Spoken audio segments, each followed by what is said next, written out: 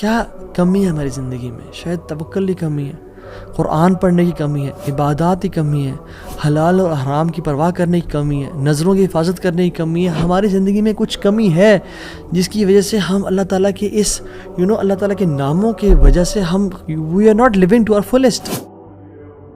ایک شخص اس کو 1000 دینار چاہیے تھے. وہ ایک شخص کے پاس گیا، اپنے جاننے والے کے پاس، اور کہا کہ مجھے 1000 دینار چاہیے. تو اس نے کہا کہ ٹھیک ہے میں تجھے دے دوں گا، بس تو ضامن ایک لیا جو اسے ضمانت دے اور گواہ لیا، میں تمہیں دے دوں گا، مجھے پرابلم نہیں ہے. وہ شخص مسکین تھا، کوئی اس کے جاننے والا نہیں تھا، لیکن اللہ والا تھا. وہ اس نے کہا دیکھ میری بات سن، میرا ضامن بھی اللہ ہے اور میرا گواہ بھی اللہ ہے.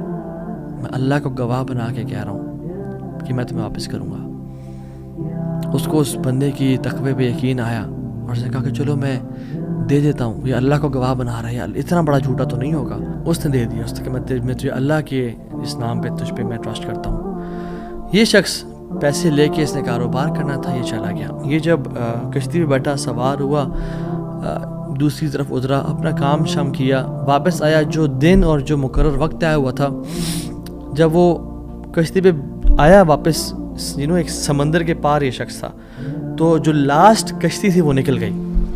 یہ سر پکڑ کے بیٹھ گیا کہ میں نے تو آج وعدہ کیا تھا اور اللہ کو ضمانت دار بنایا تھا اور گواہ بنایا تھا. اب اگر میں آج اس تک مال نہیں پہنچاتا تو وہ کیا سوچے گا میرے بارے میں، اور اس کا تو ٹرسٹ اٹھ جائے گا، یعنی کہ میں نے اللہ کے نام پہ جھوٹ بولا اسے. تو آخری کشتی چلی گئی تھی. اس کے بعد تو کشتی نے اس دن جانا نہیں تھا. تو اس نے کیا کیا کہ یا اللہ میں نے تجھے ضمانت دار بنایا ہے اور تجھے میں نے گواہ بنایا ہے، تو تیرا کام ہے اس مال کو پہنچانا. اس نے ایک ووڈ لاگ لیا، اس میں سوراخ کیا، اس میں اس 1000 دینار، سبحان اللہ، 1 دینار از اے گولڈ کوائن. اور آپ ایک گولڈ کوائن کی آج آپ ورتھ لگا لیں، ان لیکس، ان ملینز. اس نے کیا کیا، اس کو اس ووڈ لاگ میں ڈالا، پرچی لکھی اور اس میں ڈال کے بسم اللہ پڑھ کے آگے بہا دیا. کیسا قادر ہے، کیسا قدیر ہے. اس نے اس ہواؤں کو رخ پھیر دیا اور وہ بندہ وہاں انتظار کر رہا تھا، اور اس کے بندے کے پاس وہ ووڈ لاگ پہنچا اور اس نے اس کو دیکھا. اس میں پرچی تھی اور پرچی نکالی اور اس کو کھول کے دیکھا کہ اس کے 1000 دینار تھے. وہ بڑا حیران ہوا کہ یہ مجھ تک کیسے پہنچے. خیر، یہ جو شخص تھا جس نے بیچے تھے، یہ اگلے دن دوبارہ جو سب سے پہلی کشتی ملی اس پہ روانہ ہوا اور اس بندے کے پاس پہنچا اور 1000 دینار لے کے الگ سے کہ پتہ نہیں وہ پہنچے نہیں پہنچے، میں اس کو اس کا حق تو دے دوں. اس نے کہا کہ یہ تمہاری امانت، معذرت تھوڑی تاخیر ہو گئی مجھ سے. کہتے تو کل تم نے مجھے پیسے نہیں بھیجے؟ کہتے میں نے بھیجے. پھر اس نے کہا جس رب پہ تو نے توکل کیا ہے نا، جس رب کو تو نے ضمانت دار بنایا تھا، اس رب نے تیرا مال مجھ تک پہنچا دیا، مجھے اس مال کی ضرورت نہیں ہے.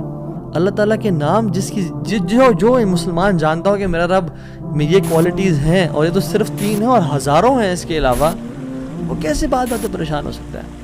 وہ کیسے انزائٹیز اور پریشانی سے گزر سکتا ہے؟ اس کو پتہ کہ میرا رب ہر چیز پر قادر ہے. قل هو القادر على ان يبعث عليكم عذابا من فوقكم، وہ قادر ہے کہ اس بات پہ کہ تم پہ عذاب لے آئے. ان المتقین فی جنات ونہر فی مقعد صدق عند ملیک مقتدر. عند ملیک مقتدر، وہ مقتدر بھی ہے، وہ ہر چیز پر قادر ہے. تبارک الذی بیدہ الملک وهو على كل شیء قدیر، وهو على كل شیء قدیر. وہ قادر بھی ہے، قدیر بھی ہے، مقتدر بھی ہے. تو پریشانی کس بات کی ہے جب ہمارا رب ہے اور وہ ہر چیز کو کنٹرول کر سکتا ہے، اور ہم اگر اللہ والے بن جائیں تو پھر آپ یقین جانیں کوئی مسئلہ نہیں رہے گا. ہر پریشانی کو وہ آسانی میں ایسے بدل سکتا ہے. اس نے صرف کن کہنا وہ